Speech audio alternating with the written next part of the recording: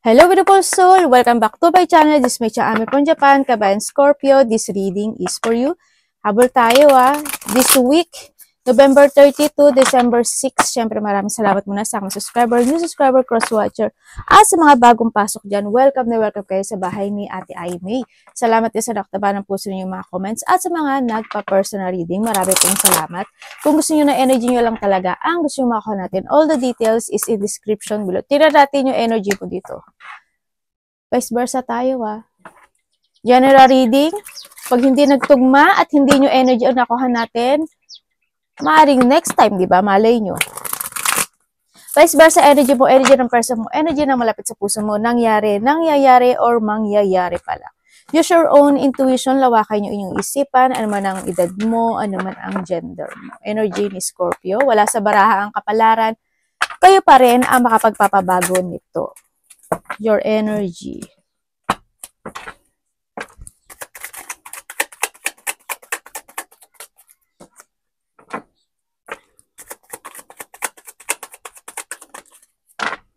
Okay. Energy mo. This week, nakikita ko naman, okay naman yung energy mo, confident, ang nakikita ko sa'yo, confident ka sa mga bagay na may mga bagay ka na maaaring tinatapos o isinasaayos o nahandin yung iba sa inyo siguro may mga pag-isolate din. Siyempre, hindi mo maiwasan yun. Marami kang naiisip na bagay-bagay this week. Halimbawa, may naisip ka ng mga new idea, ganyan. May mga opportunity na gusto mong gawin, may mga bagay na gusto mong umpisahan, ganyan. May mga bagay na gusto mong tapusin, o may mga bagay na pagsasaayos, kasi December na rin talaga, no? Siguro it's more on cleansing din, ganyan, maaring ganun. Mag-aayos-ayos ka ng mga bagay-bagay. And energy na iba rin dito is, nandito rin yung situation na medyo magulo yung isip ng iba, no? May mga bagay na nakapagpapagulo sa utak nyo, kaya may mga sitwasyon din na nagkakaroon ng pag-isolate. And then also, yung energy mo kasi tawag dito si Wheel of Fortune, diba? Good itong nakikita ko dito kasi by the next year, magiging maganda yung takbo ng buhay mo. So, nakita ko dito Yun nga lang, syempre, yung mga iba sa inyo, may mga sitwasyon lang na kailangan yung ayusin. May mga sitwasyon lang talaga na need to end, kumbaga, no? Need to transform. Yun na nakikita ko sa ito. And then also this week, no, nandito ka sa point mo na maaring may mga tutulungan ka or may mga pagtulong na magaganap, ikaw or vice versa. Pwedeng ganun. Yan. Iba sa inyo, para you are a leader. No? Maaring may mga pinamumunuan kayo, malaki man o maliit yan, may mga pinamumunuan mga bagay. Anong parating sa kanya? Anong parating kay Scorpio this week? The beginning of your cycle. There's a changes happen sa'yo, no? May parating na. Ano po ito, universe? Ace of Wands. Parating.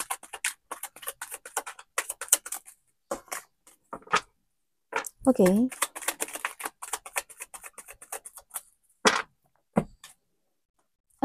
Okay. Okay, parating sa iyo.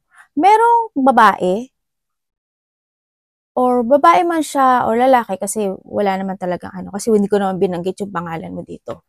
Kaya energy ang binabasa natin ito.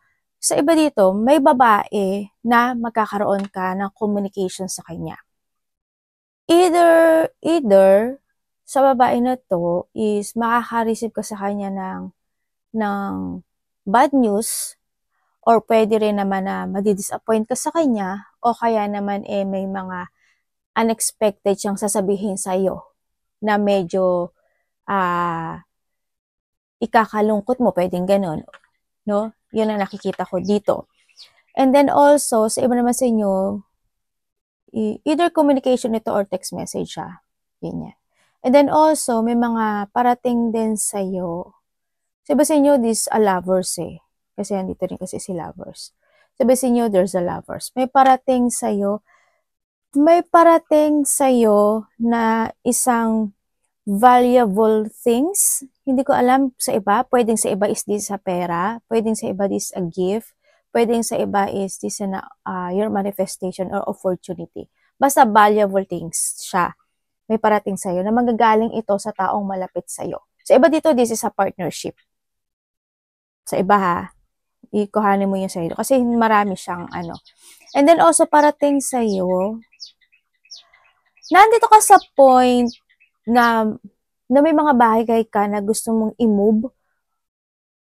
Sa nakikita ko sa'yo, may mga bagay ka na magkakaroon ka ng interest sa nakikita ko sa'yo dito. Kaso andun ka sa point na ano na pag-iisipan mo siyang maigi. Parang andun sa point na parang hindi ko alam kung sisiyasatin mo siya or aalamin mo muna siya.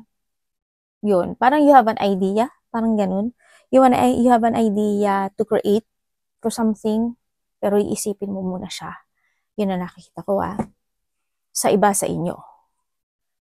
Yan. Halimbawa, ano ba yun? Halimbawa, may lakad ako. Halimbawa, aalis ka, I have an adventure, malayo man yan o malapit, may outgoing situation ka, halimbawa. Pag-iisipan mo muna yon. Kung dapat ba, pupunta ba ako o hindi, wag na lang, gagawin ko ba o hindi, may mga ganun sitwasyon. Ako na nakikita sa inyo. Yan, maaari may mga makipag-union sa'yo, yun na nakikita ko rin sa'yo.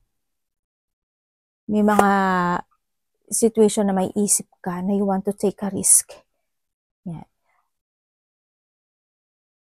Sa sobrang tagal na paghihintay mo to improve yourself or to improve money, lalo na sa pagdating sa money mo, within that, maaring sa iba dito next year to 3 days, 3 weeks, or 3 months, there's something happen of development and there is coming abundance. Sa iba dito, baka the 3 days, after 3 days, may dumating na abundance sa'yo, you will receive something, diba? Or sa iba naman dito, by the next year of March, sa iba naman dito, after 3 weeks, ganyan. Yun na nakikita ko. Or sa iba naman dito, by the next year of 3 weeks, pwedeng ganon. Yun. Kuhanin mo lang yung sa'yo doon. Kasi hindi kayo pwedeng pagsabay-sabayan. May mga kasiyahan din. Ako na nakikita dito, no, na parating sa iba, siguro by the 3 days, 3 weeks, ako, or by the 2. Pwede rin siyang 2 kasi, pero may mga union ako nakikita dito. May tao rin dito na matagal mo nang kilala, na very independent, na medyo stuck siya. Hindi ko alam why, pero stuck itong tao na to. Pwedeng kapatid mo, pwedeng magulang mo, parang stuck or there's a trap situation. May blockage kasi ako nakita sa kanya. Tingnan natin, ano dapat niya iwasan? So, iba dito, ano to may mga conflict, ganyan. Pwedeng magkaroon ka ng hindi pagkakaintindihan sa isang tao na medyo mas bata sa'yo, ganyan. O kaya may mga intense, pwedeng ma-depress ka in some aspect of your life. Hindi naman siguro lahat kayo. Yung iba lang naman. Sa iba dito, may mga you feel pain or there's a separation. Pwedeng ikaw, ilalayo mo yung sarili mo or yung ibang tao, ilalayo niya yung sarili niya sa'yo. Pwedeng ganun. Or iiwas, pwedeng ganun. May mga emotional pain. Pwede ka rin maiirita ka lang, di ba? Ganyan. Pwedeng dito sa reading natin, maiirita ka. Yung mga ganun sitwasyon. Tingnan natin ang dapat iwasan ni Scorpio.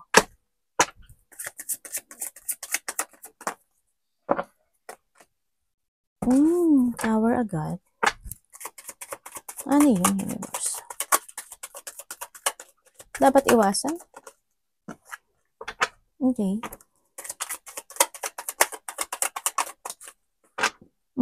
Okay.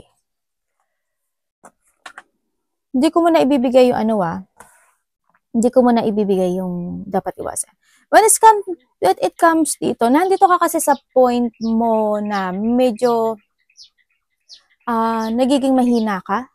Hindi ko alam why, pero andun ka sa point na there's a weak situation. Pwede rin na pagod ka, o kaya naman puyat ka, o kaya naman may mga bagay ka na iniisip, ganyan. May mga bagay ka na iniilusyon, may mga bagay ka na wishful thinking, pwedeng ganon.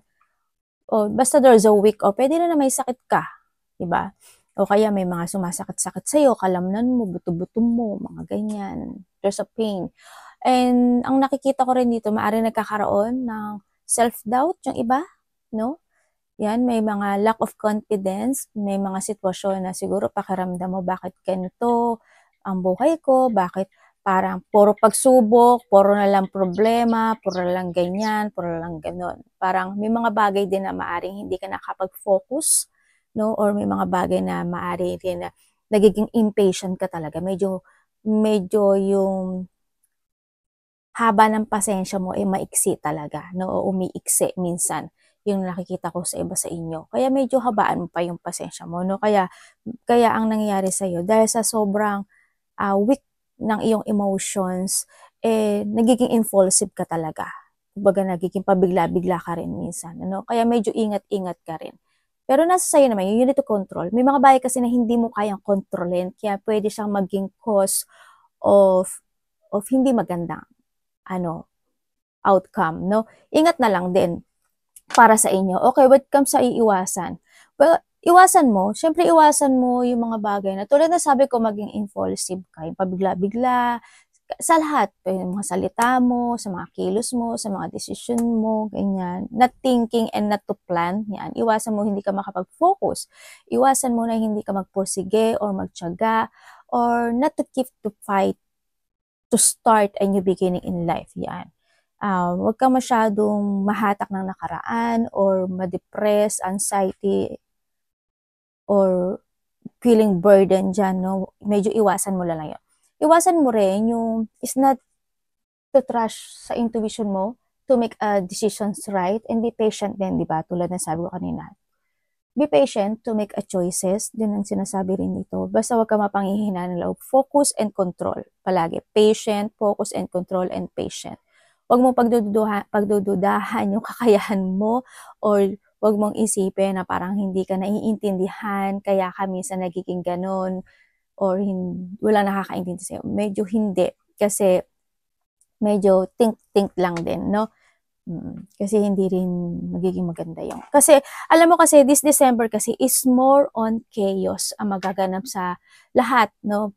When it comes to astrology. Kasi yung portal din. Kaya medyo ingat-ingat na lang din sa nakikita ko dito. December is more on chaos. Kaya medyo ma-attract ang lahat when it comes to a chaos. Magiging magiging pabigla-bigla ang lahat ng tao this December. Kaya medyo ingat na lang din ang lahat. Tingnan natin ang love. Kapatid, anak, magulang, karelasyon, kaibigan, pamilya, kamusta ang love ni? At syempre yung not to put a guard when it comes to yourself. Yan.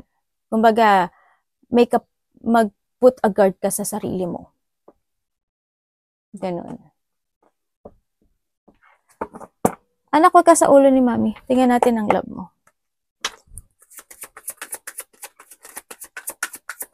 Love. Okay.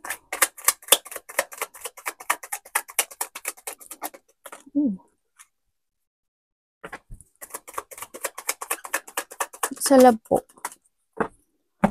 Okay, when it comes sa love, kung kayo is single dito,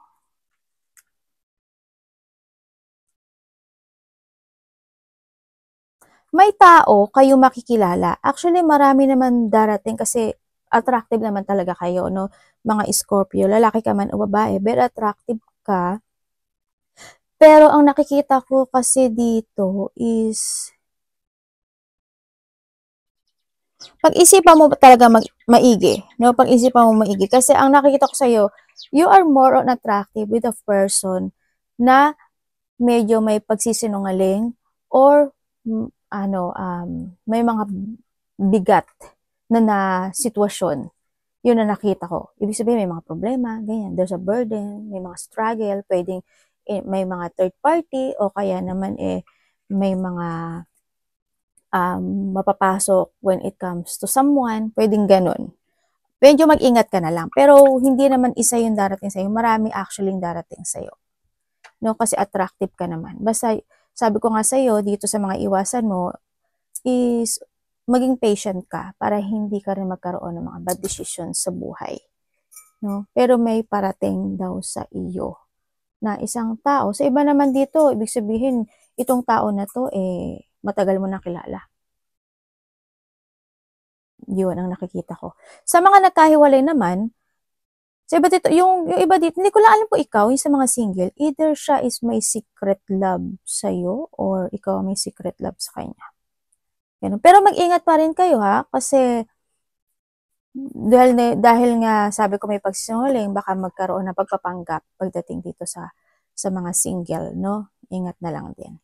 Sa mga nagkahiwalay naman, yes, nagkaroon ng pagsisinungaling, nahandoon yung tao na to na siguro it's moody type, na doon siguro siya sa point na disloyal talaga siya, no? Kumbaga, if you want me, follow me. Na doon siya sa point na yun no? Sa nakikita ko dito. And then, magaling din actually magsalita, no? Very confident itong tao na to kasi alam niya sa sarili niya. Vice versa tayo kasi hindi ko nang binanggit pangalan mo. Alam niya sa sarili niya kasi na very attractive siya. Alam niya sa sarili niya na kahit nawala ka or nahandyan ka, merong kapalit or may darating. Yun ang nakikita ko sa kanya dito, no? Medyo kasi siya, may pagka narcissist in this relationship, Yan, may pagka-narcissist kasi siya, medyo mapangling lang talaga, mandaraya, hindi pwedeng asahan. They always kasi have a secret itong tao na to sa nakikita ko dito. Yan, pero hindi yung pag-reminiscing from the past, no? Maaring magkakaroon kayo ng communication itong tao na to. Kasi naiisip niya na makipag-communicate sa'yo. Tandaan mo na, dito pa rin si Devil, itong tao na to, may bad spirit. Bad spirit? Hindi, bad attitude itong tao na to. Yun na nakikita ko. Dito hindi naman siguro sa inyo to lahat. Kasi ang dami yung energy sa mundo ito. Maaring itong tao na to is there's a family or may karelasyon talaga siya. Yun na nakita ko. Sa iba naman sa inyo, kung kayo is in a relationship, sana mahal kayo or pwedeng ikaw lang din yung nagmamahal. Dito kasi sa nakuha kong card, kasi maaring isa sa inyo is mapagpanggap talaga. No? Maaring kung hindi man, wala man third party, nahandoon yung mga pagtatampuhan. Pwedeng sa iba gano'n, nagkakaroon ng tampuhan. Pwedeng nagkakaroon ng mga exaggerated emotions. Pwedeng gano'n, no? Or may mga ganong situation. Or nahandin yung situation na isa sa inyo maaring hindi man niya sabihin sa'yo pero nagkakaroon siya ng mga insecurity in life. Pwedeng ikaw ito sa kanya or pwedeng siya ito sa'yo. Pwedeng ganun. Sa iba naman, if there's a third party situation, itong tao na to is mapagpanggap. Ibig sabihin, mapagling lang. They pretending to love you, kumbaga. Pero kung titingnan ko siya dito, marami siyang sikreto. Yun. Ang nakikita ko kasi sa kanya, alam niya yung naiisip mo. Or maybe ikaw alam mo yung naiisip niya. Parang ganun.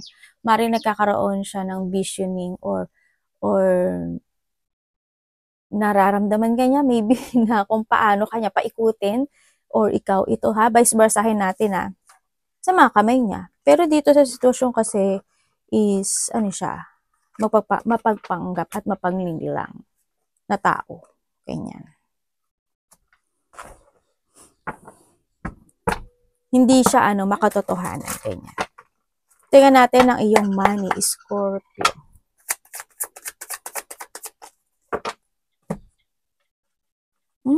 Very good. Money and trabaho, isa lang yan kasi yun din naman ang pinanggagalingan ng inyong kaperahan. When it comes sa money mo, sabi ko sa'yo, magbabago buhay mo diba? Umpisa pa lang kasi lumabas na When it comes sa money mo, may marireceive ka daw this week. Ibig sabihin, you will receive or you will achieve something. Makakaramdam ka ng happiness, fulfillment, and parang there's a beginning of happiness ka na mararamdaman. Ganyan. Ibig sabihin, makakaraos-raos ka na, no? Nandun na rin kasi yung kasaganaan. Malaking pagbabago ang magaganap sa'yo dito. Kasi, kung titinan ko siya dito, andito siya. Pag-uusapan kay Scorpio.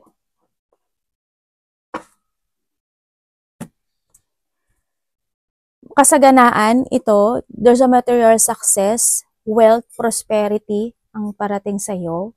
Kung may mga bagay na medyo naging mahirap in the past, ibig sabihin is ito na yung malaking pagbabago sa'yo. Mas magiging idealism ka this time.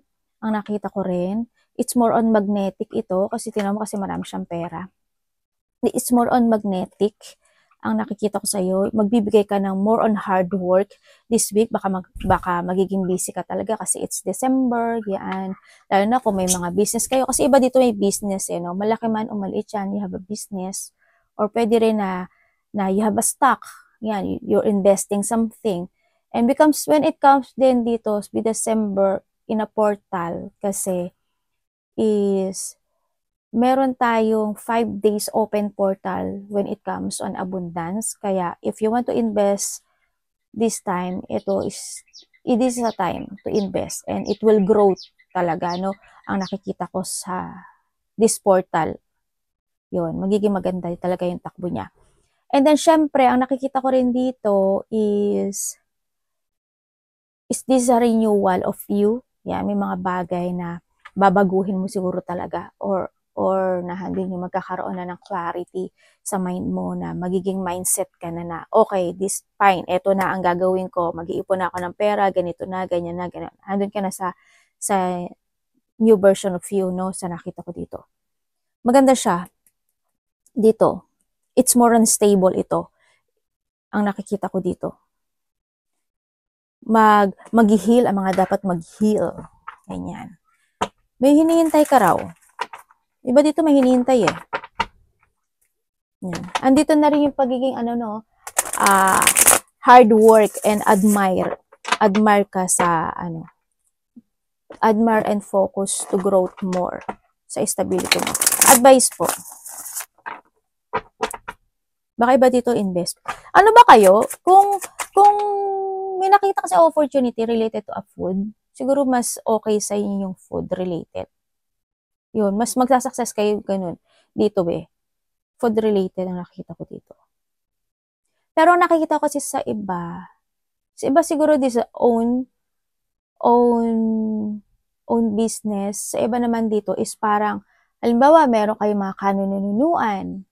Kung ano yung mga kanununuan na related to a business. Halimbawa, yung tita mo, yung lola mo, is business niya is food. Pwedeng ganun. O business niya is yung mga pananim. Pwedeng ganun. Yun yung magiging rin ng iba. Yung kung ano yung kanununuan business mo, yun daw yung, doon ka daw magsasucess. Dito sa nakikita ko sa karda. Yun. Kumbaga, saan ba magaling yung kanununuan mo? Saan ba magaling yung pamilya mo, yung nanay mo, tatay mo, ganun. Diba? Saan ba sila magaling na kaya sila nag-success? Yun din daw yung sa'yo. Tingnan natin. Advice. Sa iba ganun na. Sa iba dito ko nahihiligan. Ganyan. Maaaring may mga pag-aaralan kayo. Advice. Ay, 7 and 7, oh. Abagay, advice nga siya. Okay, when it comes sa advice, puro cups, oh. Cups. Emotions ka. Okay. Medyo iwasan mo na lang siguro is to focus to a sadness, no? Pagdating dito. Yan, yung medyo stress, kung may mga bagay na unfulfilled, medyo iwasan mo na lang din. Siguro dito may mga bagay na pwedeng ma-delay in some aspect of your life. Hindi naman lahat, pero may mga ma-delay. Kasi hindi naman ibibigay ni universe na sabay-sabay yan. Kaya mo bang saluhin? Hindi, diba? Siyempre, ibibigay yan in a divine timing, ganyan. And syempre, iwasan mo na is not to focus to your dreams. Yun ang sinasabi to. Huwag ka daw magmamadali. Tulad ng sabi ko kanina, di ba? Huwag kang magmamadali. Palagi ka magtatrust sa intuition mo talaga, no? May mga darating na maraming opportunities sa'yo. Yun din ang sinasabi dito. Kaya lang yung mga darating na opportunities na yun, sa love life man iyan or sa ikakasagana mo pagdating sa stability mo, is pag-isipan, pag-aralan, alamin, i-research, o kung kinakailangan na maglikom ka ng mga information, is gawin mo daw. Yun ang sinasabi dito, ha? Yan. And then also is make a new directions in life, be creative, use your intellect, and tsaka syempre, pag-aralan mo, tsaka wag ka maging pabaya, no? Pabaya sa lahat. Sa sarili mo, sa iniinom mo, kinakain mo, kung may mga bagay na dapat i-clear, i-clarity, gawin mo. Pag-aralan, gawin mo. Yan. Or it's more on you need to start a new way how you, ano ba to? How you express your, pasasalita, pananalita. Yan, yung the way you talk, ganyan. May mga bagay na medyo, ibahin. No? Kung saang aspeto ng buhay mo yan. Yan. Halimbawa, masyado ka nagpapatalo sa emotion mo. Diba? Sabi ko nga naman palagi sa iyo, diba? If the emotions is high, intelligence is low. Nakakabobo. Minsan ganyan din ako yung nagiging impulsive ako, nagiging pabigla-bigla ako. Yung bigla ako magsasalita tapos maisip ko, ay shit, mali yung words ko. Tatawa ako minsan. Sabi ko na nga pagka-impulsive ka talaga at pabigla-bigla, minsan nakakabobo talaga. Yan. Kaya medyo, muna, pag-isipan mo lang, maigi muna, no? Pag-aralan. Tama ba yung sasabihin ko? Yung ganyan, mga ganun. O kaya, minsan ganun talaga ang tao no? Pero ngayon, it's more on chaos kasi this time, December. Kaya medyo ingat na lang ang lahat, no? Arigato namaste, God bless.